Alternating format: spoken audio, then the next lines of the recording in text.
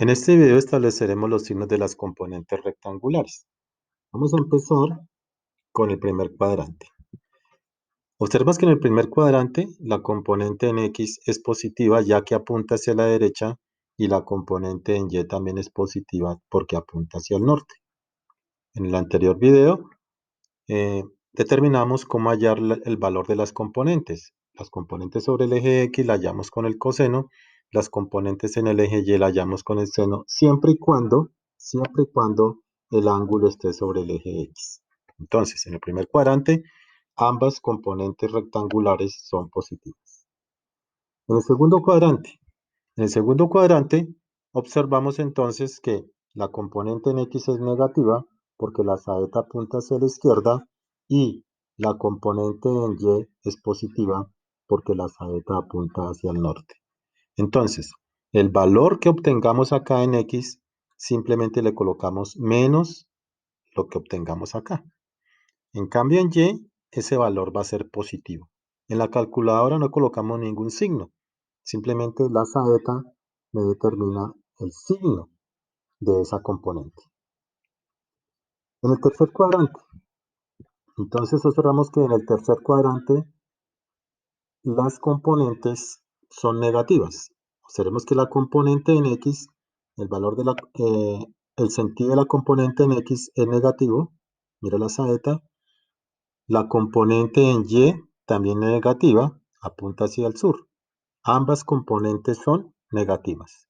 Entonces simplemente cuando hagamos los cálculos, el resultado le colocaremos menos el valor que obtengamos acá, menos el valor que obtengamos acá.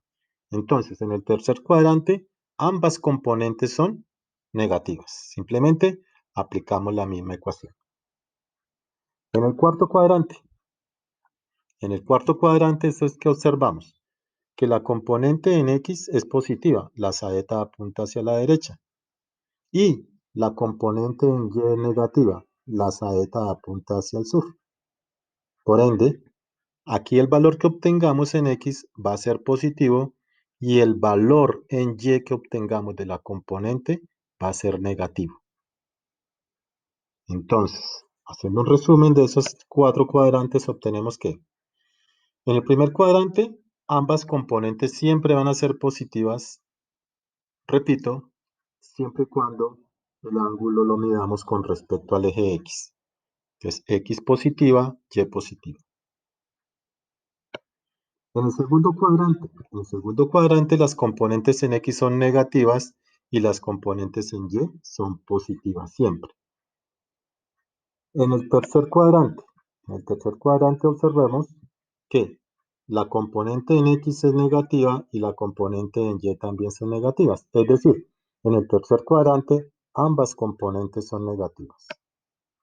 En el cuarto cuadrante observamos entonces que la componente en X siempre va a ser positiva, observen la saeta, y la componente en Y va a ser negativa porque apunta hacia el sur. Cuando hagamos las actividades, siempre deben dibujar siempre las componentes rectangulares con sus respectivas saetas. No acepto una línea, sino simplemente deben estar constituidas como vectores que tienen magnitud, dirección y sentido. En resumen, los signos de las componentes rectangulares se comportan de la siguiente forma si el ángulo está medido sobre el eje X. En la primer cuadrante, ambas componentes son positivas. En el segundo cuadrante, las componentes en X son negativas, las componentes en Y son positivas. En el tercer cuadrante, ambas componentes son negativas. Y en el cuarto cuadrante, la componente en X es positiva y la componente en Y es negativa. Espero que hayan entendido muy bien para que hagan la actividad de tal forma que podamos aplicarla a algunos conceptos que vamos a ver posteriormente. En el próximo video entonces colocaré la actividad que deben hacer. Buen trabajo.